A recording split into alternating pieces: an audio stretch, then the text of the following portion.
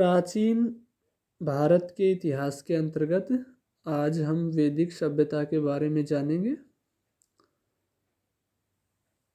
सिंधु सभ्यता के पतन के बाद जो नवीन सभ्यता संस्कृति प्रकाश में आई, उसके विषय में हमें संपूर्ण जानकारी वेदों से मिलती है। इसलिए इस काल को हम वैदिक काल के नाम से जानते हैं। यह सभ्यता अपनी पूर्ववर्ती हड़प्पा सभ्यता से काफ़ी भिन्न थी। इस सभ्यता के संस्थापक आर्य थे, इसलिए कभी कभी इसे आर्य सभ्यता भी कहा जाता है। वैदिक काल की जानकारी हमें वैदिक साहित्य से मिलती है। वैदिक साहित्य में वेद, ब्राह्मण, आरण्यक, उपनिषद सभी शामिल हैं। वेदों के द्वारा प्राचीन आर्यों के धार्मिक, सामाजिक, आर्थिक तथा राजनीतिक जीवन पर प्रकाश पड़ता है। वेदों की संख्या 4 है: ऋग्वेद, यजुर्वेद, सामवेद तथा अथर्ववेद। वैदिक युग की सांस्कृतिक दशा के ज्ञान का एकमात्र स्रोत वेद है। तो सबसे पहले हम ऋग्वेद की बात करें तो इसकी रचना हम 1500 ईसा पूर्व से 1000 ईसा पूर्व के बीच मानते हैं। ऋग का अर्थ है छंद, चरण, छंद या चरणों से युक्त मंत्र। मतलब यह एक ऐसा ज्ञान है जो ऋचाओं में बद्ध है। ऋग्वेद में कुल 10 मंडल एवं 1028 सूक्त हैं। ऋग्वेद के मंत्रों को यज्ञों के अवसर पर देवताओं की स्तुति हेतु होत्री ऋषियों द्वारा उच्चारित किया जाता था। ऋग्वेद में पहला एवं 10वां मंडल सबसे अंत में जोड़ा गया है। ऋग्वेद के 2 ब्राह्मण ग्रंथ हैं, ऐतरेय एवं कौशितकी।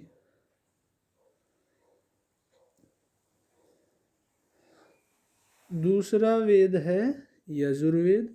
यजु का अर्थ होता है यज्ञ।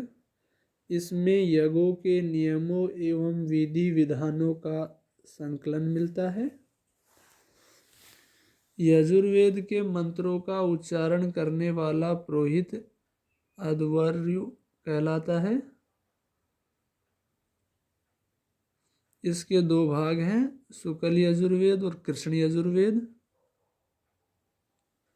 शुक्ल यजुर्वेद को ही वाजस्नेही संहिता के नाम से जाना जाता है।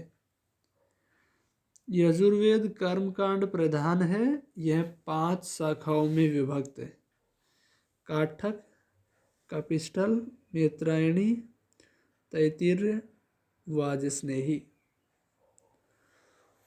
और यजुर्वेद के प्रमुख उपनिषद कठ, ईशोपनिषद, श्वेताश्वरोपनिषद तथा मैत्रायणी उपनिषद है। यजुर्वेद गद्य एवं पद दोनों में लिखे गए हैं। इसके बाद तीसरा वेद है सामवेद। साम का शाब्दिक अर्थ है गान। इसमें मुख्यतः यज्ञों के अवसर पर गाए जाने वाले मंत्रों का संग्रह है। इसे एक तरह से भारतीय संगीत का मूल कहा जा सकता है। सामवेद में मुख्यतः सूर्य की स्तुति के मंत्र हैं। सामवेद के मंत्रों को गाने वाला उद्गाता कहलाता था। और सामवेद के प्रमुख उपनिषद छांदोग्य तथा जैमिनीय उपनिषद है तथा मुख्य ब्राह्मण ग्रंथ पंचविश है।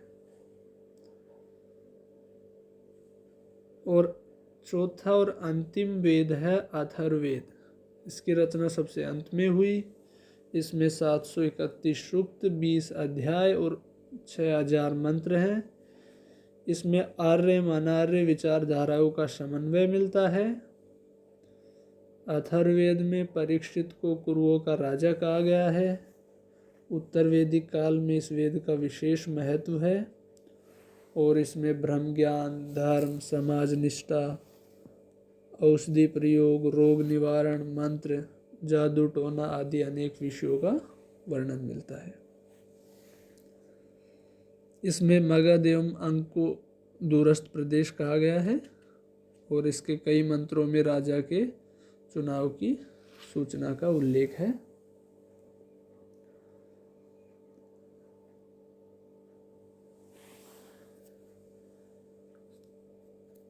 अथर्ववेद का एकमात्र ब्राह्मण ग्रंथ गोपथ है। इसके उपनिषदों में मुंडकोपनिषद, प्रश्नोपनिषद, मांडुक्य उपनिषद है। तो ये थे वैदिक साहित्य में वेद। इसके बाद आते हैं ब्राह्मण ग्रंथ। तो इनकी रचना संहिताओं की व्याख्या हेतु सरल गद्य में की गई। ब्रह्म का अर्थ है यज्ञ, अतः यज्ञ के विषयों का प्रतिपादन करने वाले ग्रंथ जो है ब्राह्मण कहलाए। प्रत्येक वेद के लिए अलग अलग ब्राह्मण ग्रंथ हैं। जैसे हमने बताया ऋग्वेद के 2 ब्राह्मण ग्रंथ ऐतरेय, कौशिक की है। ऐसे ही यजुर्वेद के शतपथ एवं तैत्तिरीय ब्राह्मण ग्रंथ है। सामवेद के पंचविंश ब्राह्मण है। अथर्ववेद का गोपथ ब्राह्मण है। तो ऐतरेय ब्राह्मण ग्रंथ में राज्याभिषेक के नियम और कुछ प्राचीन अभिषिक्त राजाओं के नाम दिए गए हैं। ऐसे ही शतपथ ब्राह्मण में गांधार, शल्य, केकय, कुरु, पांचाल, कौशल, विदेह आदि राजाओं के नाम का उल्लेख मिलता है। प्राचीन इतिहास के साधन के रूप में वैदिक साहित्य में ऋग्वेद के बाद शतपथ ब्राह्मण का स्थान है। शतपथ ब्राह्मण यजुर्वेद का ब्राह्मण ग्रंथ है। इसके बाद आरण्यक आता है। तो यह ब्राह्मण ग्रंथ का अंतिम भाग है जिसमें दार्शनिक और रहस्यात्मक विषयों का वर्णन किया गया है। इसमें कोरे यज्ञवाद के स्थान पर चिंतनशील ज्ञान के पक्ष को अधिक महत्व दिया गया है और जंगल में पढ़े जाने के कारण इन्हें आरण्यक कहा जाता है। और आरण्यक जैसे सांख्यायन, मैत्रायणी, छांदोग्य, ऐतरेय ये सब आरण्यों के उदाहरण हैं। इसके बाद वैदिक साहित्य में अगला जो है उपनिषद है। उप का मतलब होता है समीप और निषद का अर्थ होता है बैठना, अर्थात जिस रहस्य विद्या का ज्ञान गुरु के समीप बैठकर प्राप्त किया जाता है उसे उपनिषद कहते हैं। उपनिषद आरण्यों के पूरक एवं भारतीय दर्शन के प्रमुख स्रोत हैं। वैदिक साहित्य के अंतिम भाग होने के कारण इन्हें वेदांत भी कहा जाता है। उपनिषद उत्तर वैदिक काल की रचनाएं हैं और इनमें हमें आर्यों के प्राचीनतम दार्शनिक विचारों का ज्ञान प्राप्त होता है।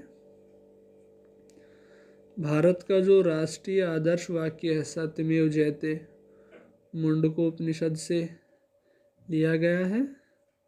उपनिषदों में आत्मा, परमात्मा, मोक्ष, पुनर्जन्म की अवधारणा मिलती है। उपनिषदों की कुल संख्या 108 मानी गई है, किंतु प्रमाणिक उपनिषद 12 हैं।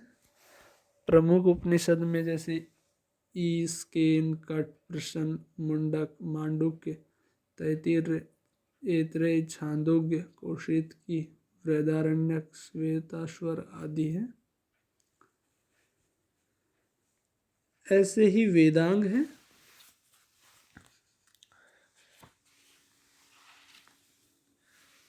वेदांग की अगर बात करें